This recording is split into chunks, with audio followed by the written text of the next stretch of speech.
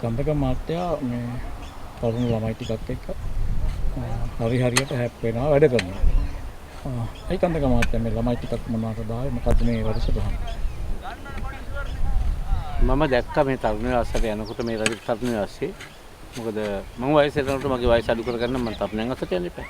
ඒ යනකොට මම දැක්ක මේ තරුණයන්ට අඩුම තරමේ සිංහල භාෂාවේ සමහර වචනවත් තේරෙන්නේ නැහැ. වැඩක් කරන්න ගියපුවාම ඒ වැඩේට අයිති මේ වචන මාලාවක් තියෙනවා. අපි කුඹුරේ භාෂාව වගේ. ඒව තේරෙන්නේ නැහැ. අසරණයි මේ ළමයි. එතකොට මේ ළමයි අසරණ ළමයි සරණක් හොයාගෙන එනවා තරුණ ජාතික තරුණ සේවා සභාවට. මොකක් හරි කරලා රස්සාවක් කරගන්න පුළුවන් කියන හැඟීමෙන් ආපු අයත් ඉන්නවා. නමුත් එහෙම නැතුව මම පොඩි කාලේ හිටියා වගේ මැදිහත් වෙලා තරුණොත් එක්ක වැඩ කරනවා කියලා හිතගෙන ආපු අයත් ඉන්නවා. මොවුන්ට මඟ පෙන්වීමක් යන්නේ වැරදි මාවතක බොහෝ විට. සමහර අය කුසිකර්ම වෙනුවෙන් රසායනික කුසිකර්මයට දක්කගෙන යනවා. දක්කගෙන යනවා කියලා කියන්නේ මං වෙන වචනයක් කියදයි ඉතින් ඒගොල්ලෝ මේ හරක් වාය කරනවා. මොලේ කුරුවල් කරනවා. ඊට පස්සේ ලේසි සත්තු වගේ දක්කන්න ලේසි. මම මේකටයි විරුද්ධ. මේ ශ්‍රේෂ්ඨ රටේ මේ ශ්‍රේෂ්ඨ පරම්පරාවේ ළමයින්ට මේක කරන්න දෙන්න බෑ. ඉතින් ජාතික තරුණ සේවා සභාවට මම ඇතුළත් වෙනවා ජාතික සභා අධ්‍යක්ෂවරයෙක් හැටියට. මම එන්නේ පොළොන්නරුවට. මම පදිංචිලා ඉන්නේ පොළොන්නරුවේ. මම කෑගල්ලේ ඉපදුණා පොළොන්නරුවේ. හරියට මේට සමාන වෙන්නේ පරාක්‍රම බාහු රජුගේ කෑගල්ලේ කොටවෙහෙර ඉපදිලා සූතිකර විහාරේ ගාව පොළොන්නරුවට එනවා. මමත් පොළොන්නරුවට එනවා.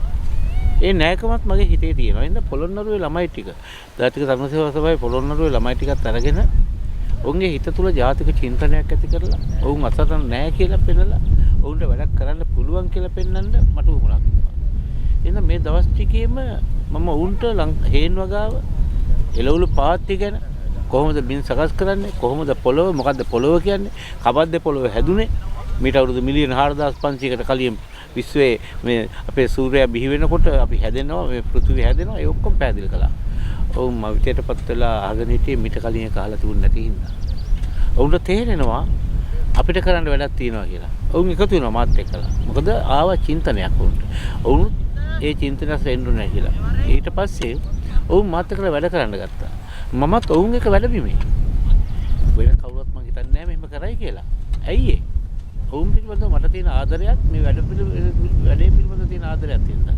එන්න දැන් තරුණ සේවා සභාවේ ළමයි අද ලහි හෙට කුඹුරේ වැඩ පටන් ගන්න හෙට එනවා හාන්න මේ කට්ටිය. ඒකට ලහි පටන් ගන්න වැඩේ ඒගොල්ලෝ අද ඇලවේලි සකස් කිරීම පටන් ගත්තා. පොකුණක ඉඳලා වතුර නවත්තන පොකුණක ඉඳලා එළිම වතුර ලැබෙන තැනට එනකන් ඒගොල්ලෝ ඇලවේලි සුද්ධ කරගෙන ආවා. මේක ලොකු මහා බාර දුර වැඩක්. ඉතාමත් හොඳින් ඔයගොල්ලෝ කරගෙන ඇවිල්ලා දැන් බහින්නේ ඒගොල්ලෝ ඒ වතුර ඇල පල්ලෙහාට එනවා නිවාස සංකීර්ණ පැත්තට. මේක උද්‍යානයක් විය යුතුයි. එහෙනම් උද්‍යාන අලංකරණයට මැදිහත් වෙලා දැන් ඒගොල්ලෝ අර වැව් පොකුණු ඒතර වතුර නවත්තලා පිරිසුදු කරනවා. ඒවා ඉගෙන ගැනීමෙන් තමයි මේ වෙලාවේ වැඩ කරගෙන ඉන්නේ ඔක්කොමලා. එහෙනම් මමත් රැ වෙනකම් හරි ඒගොල්ලන්ට එපා වෙනකම් නැත්තම් මහන්සි වෙනකම් ඒක තේරෙනකම් මම ඔවුන් එක්කලා ඉන්නවා.